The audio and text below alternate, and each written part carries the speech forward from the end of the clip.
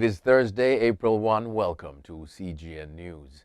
Trinidad and Tobago's High Court has upheld the government's decision to close the Twin Island Republic's borders in its effort to contain the spread of COVID-19.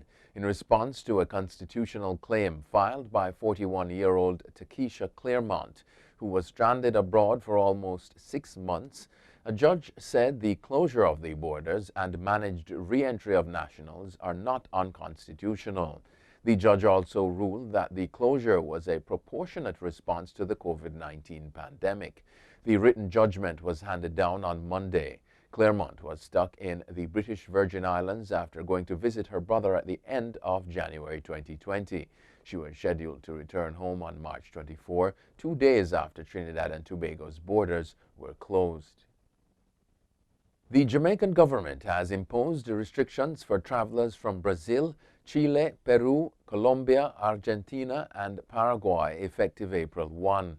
The restrictions will be reviewed on April 13. This in addition to the restriction on travelers from the United Kingdom.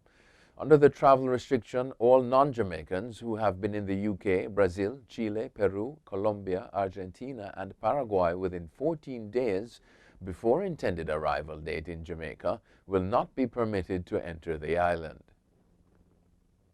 6 Caribbean countries are to receive support in the fight against COVID-19 with the contribution of $1,200,000 Canadian dollars through the Pan-American Health Organization PAHO.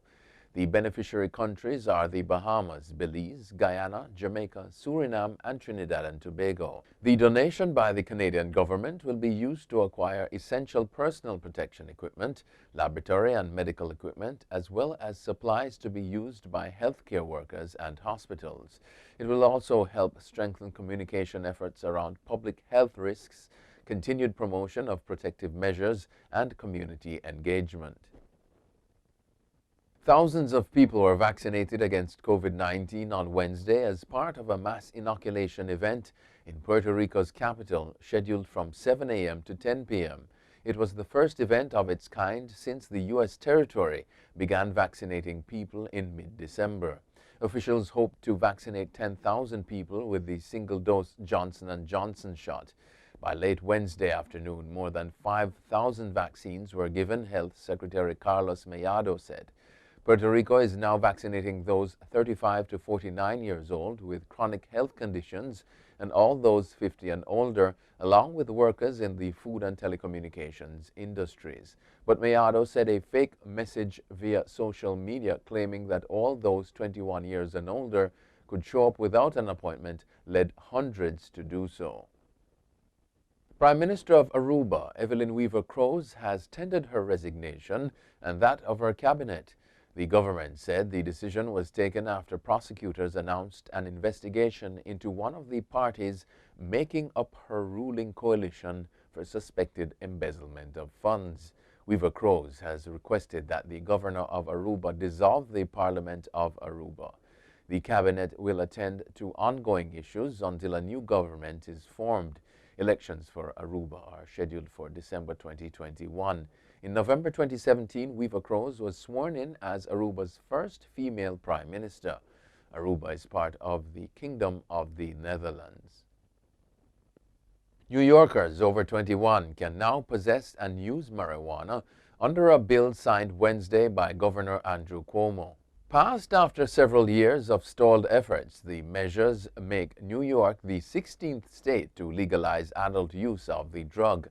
New York becomes the second most populous state after California to legalize recreational marijuana. Legalization backers hope the Empire State will add momentum and set an example with its efforts to redress the inequities of a system that has locked up people of color for marijuana offenses at disproportionate rates. The legislation provides protection for cannabis users, and police can no longer use the odor of cannabis as a reason for searching someone's car for contraband. New York police on Wednesday charged a suspect in a brutal videotaped assault of a 65-year-old Asian American woman that sparked outrage amid a surge of anti-Asian violence in the United States. Police identified the man as 38-year-old Brandon Elliott, who was released from prison in 2019 on lifetime parole for stabbing his mother to death in front of his 5-year-old sister in 2002. A spokesperson told AFP that officers arrested Elliott late Tuesday at a hotel in Times Square near the scene of the crime. He was charged with felony assault as a hate crime.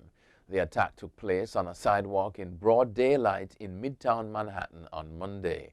It was caught on CCTV footage from inside an adjacent building and showed bystanders seemingly looking on without intervening.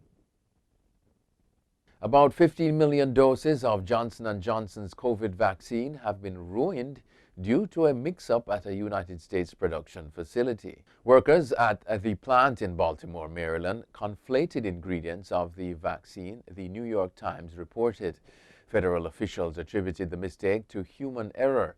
The Times said this would not affect doses already being delivered across the U.S., but would cause delays for millions of doses meant to come from the Baltimore plant in the coming months. In a statement late Wednesday, the company said the quality control process identified one batch of drug substance that did not meet quality standards, but did not say how many doses were ruined.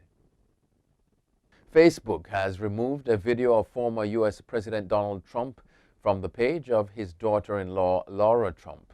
Trump was banned from the platform in January following riots by his supporters on the Capitol building in Washington. Laura Trump, a new Fox contributor, posted a video of herself interviewing Trump on a range of issues. She later posted a screenshot of an email she received from Facebook warning her of the ban. Quote, "In line with the block we placed on Donald Trump's Facebook and Instagram accounts, further content posted in the voice of Donald Trump will be removed and result in additional limitations on the account," end quote, an email from Caitlin read. Facebook's suspension of Trump's account a day after the Capitol riots is being reviewed by its new oversight board. Trump was also banned from Twitter and YouTube. And finally, Japan's biggest airline is offering first-class dining on a parked plane at $540 a meal. All Nippon Airways (ANA) started offering the service on Wednesday and has added more slots for April after they sold out quickly.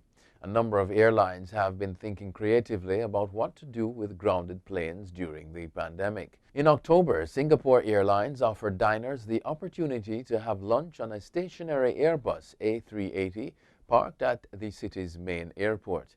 Despite a price tag of up to £380, the first two seating dates sold out within half an hour. That's it for CGN News. I'm Scott Wilson. Thanks for watching.